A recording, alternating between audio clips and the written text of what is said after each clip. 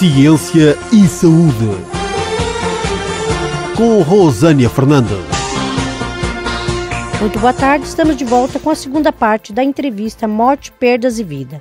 A nossa entrevistada é a doutora Kaira Abreu.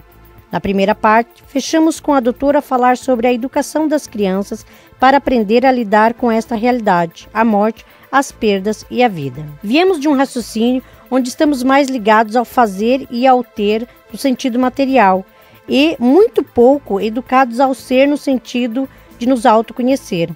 E muito mais preocupados também com as perdas, o que deixamos após a morte. Eu costumo dizer às pessoas, neste momento é muito importante estarmos atentos uns aos outros.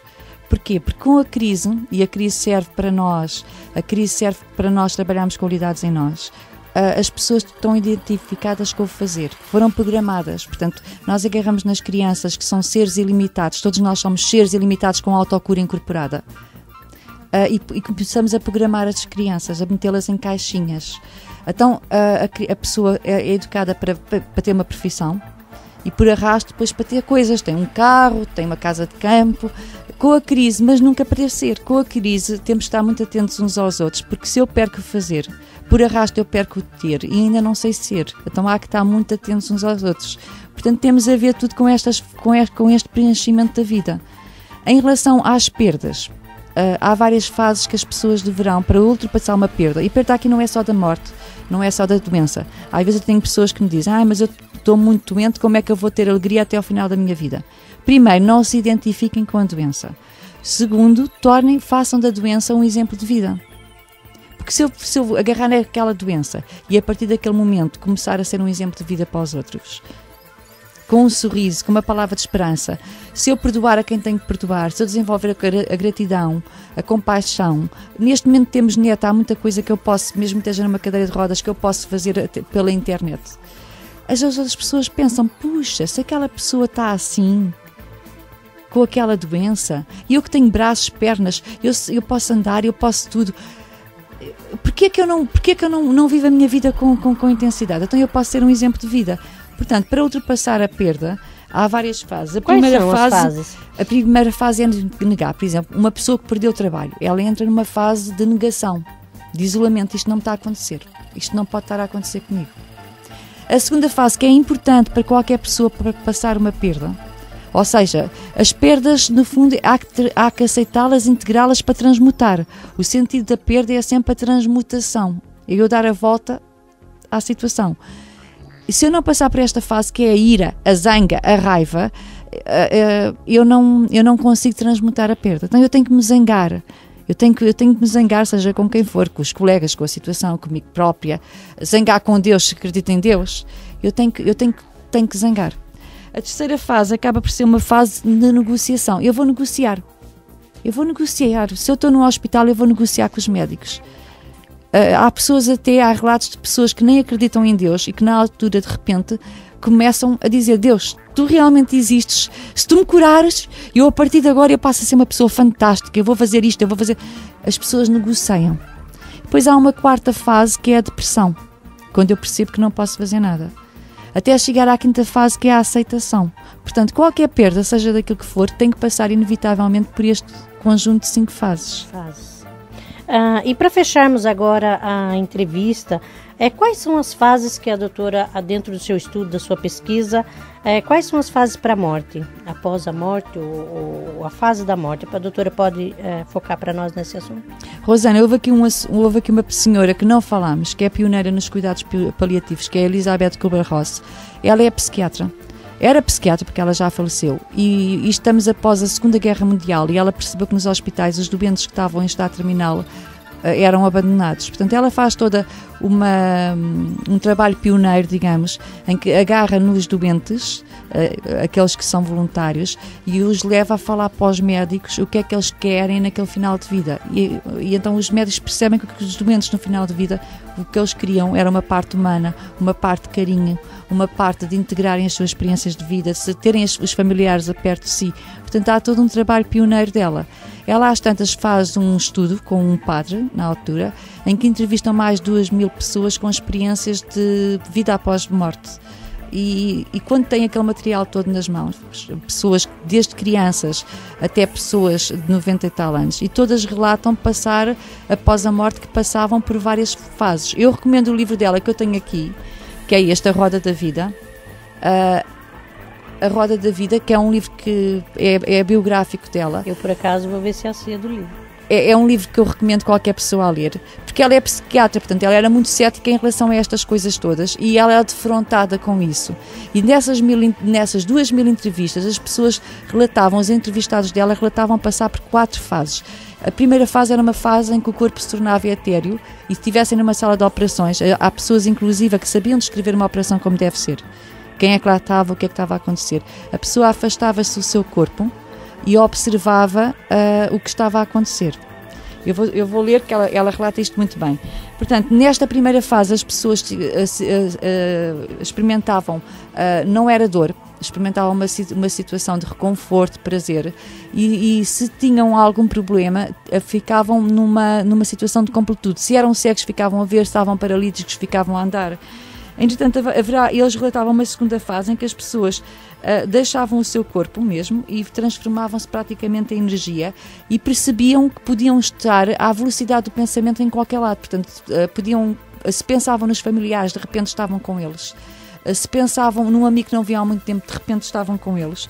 Esta é a segunda fase, em que as pessoas percebiam que não estavam sozinhas na morte. Portanto, relatavam que tinham uma espécie de guias que os acompanhavam. Uma terceira fase é em que as pessoas diziam que eram guiadas pelos tais guias. As crianças falavam muito em companheiros de brincadeira e comparavam muito a morte a uma borboleta a abandonar o casulo, em que estava aprisionado naquele casulo e que de repente abandona e já não há dor, está livre, exatamente. E então a quarta fase, portanto, elas eram guiadas pelos seus guias, entravam numa espécie de túnel, um portão de transição. Eu vou ler. Embora pessoas relatassem imagens diferentes que criavam com o poder da sua psique. Nessa altura aproximavam-se de uma luz, onde sentiam um grande amor incondicional, um grande calor.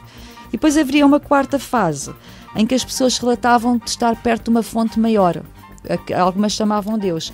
E nesta fase as pessoas eram confrontadas, viam a sua vida, a vida toda em revista, e percebiam o que é que cada pessoa trabalhou na sua vida, o que é que cada facto trabalhou na sua vida. Percebiam, acima de tudo, que estamos todos ligados, que estamos ligados com tudo e com todos, e que os nossos pensamentos e as nossas ações têm um impacto com tudo. Portanto, em suma, a vida pode ser um torno, ou sais lá esmagada, ou sais lá polida. Quando eu falo de falar de morte, de perdas, é falar de vida.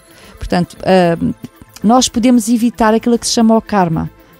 Se eu começar desde muito cedo a pensar o que é que eu estou aqui a fazer, e a resolver o que veio aqui para fazer, qual é a minha missão de vida, e se eu desde muito cedo começar eu acredito nisso, a trabalhar isso em mim, as situações que a alma ou que o espírito ou que a energia encomendou para a sua evolução prescrevem, porque eu já não vou ter que passar por situações de sofrimento para transmutar essa situação.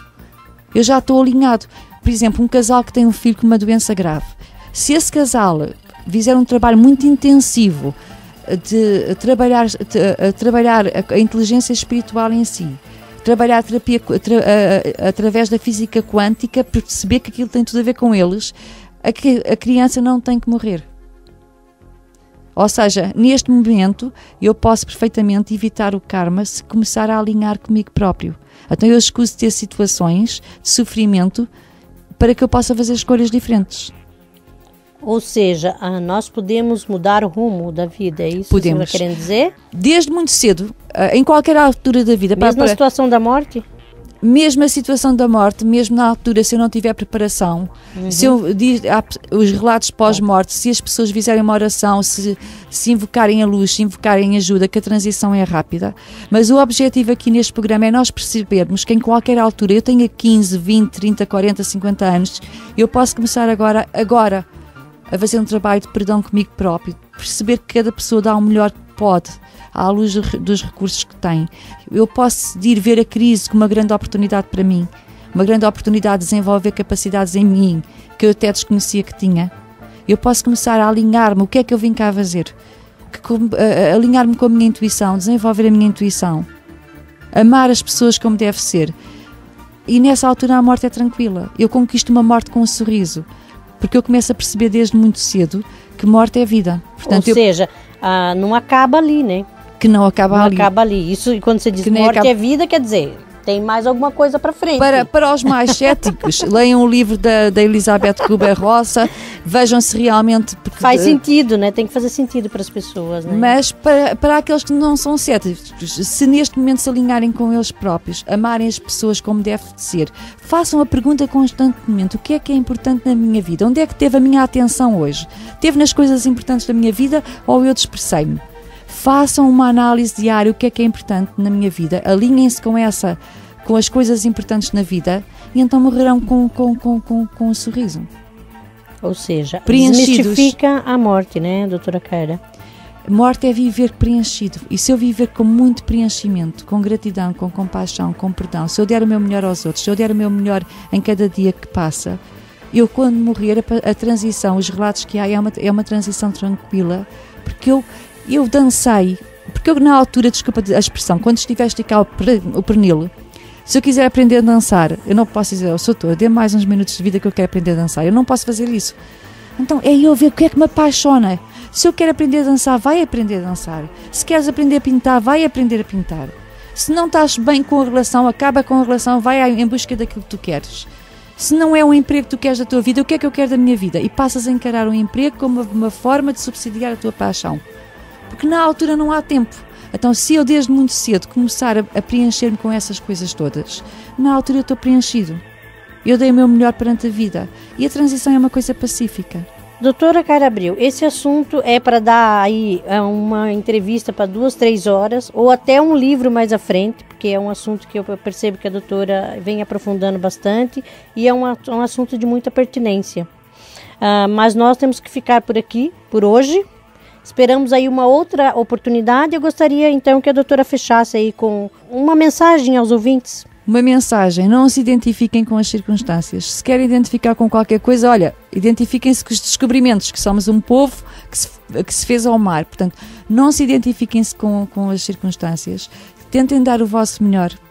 Quem quiser frequentar os meus workshops, nós temos um workshop que é o Riso Sagrado, que trabalha em várias etapas. Vai haver um no dia 19. Podem consultar o site mudacomriso.com e encham a vossa vida de sentido. Perguntem-se agora, quando ouvirem esta entrevista, o que é importante na minha vida. Ok, muito obrigada, doutora. Essa. Pode acompanhar o programa pela página do Facebook Ciência e Saúde ou enviar sugestões e comentário pelo e-mail ciência.saude@hotmail.com ciência.saude@hotmail.com. Muito boa tarde, até o próximo programa. O programa Ciência e Saúde tem o apoio Amigos do Ciência e Saúde, Clínica Cognitiva.eu e AC Academia Internacional da Consciência, programa de televisão do Tom Martins Ciência e Consciência, da revista Zen Energy e da equipa Sofia Corvelo da Costa, especialistas em mediação imobiliária da Remax Costa Atlântica. Revista Zen Energy. Todos os meses nas bancas, com dicas, técnicas, exercícios e soluções práticas para conseguir o equilíbrio no seu dia-a-dia. Leia a revista Zen Energy para criar autoconfiança, desenvolver a sua autoestima, fortalecer o seu relacionamento, lidar com os seus filhos ou ainda libertar-se de medos, crenças, fobias, ansiedade e stress. Todos os meses nas bancas. Revista Zen Energy. Compre e invista em si. Equipa Sofia Corvelo da Costa, especialistas em mediação imobiliária. Se pretende comprar, vender ou arrendar um imóvel, pode contar comigo e com a minha equipa, com a nossa especialidade e disponibilidade. Equipa Sofia Corvelo da Costa, da Remax Costa Atlântica. Temos as melhores soluções para si. Contacte-nos desde já 96 176 49 76. Ciência e Saúde, com Rosânia Fernandes.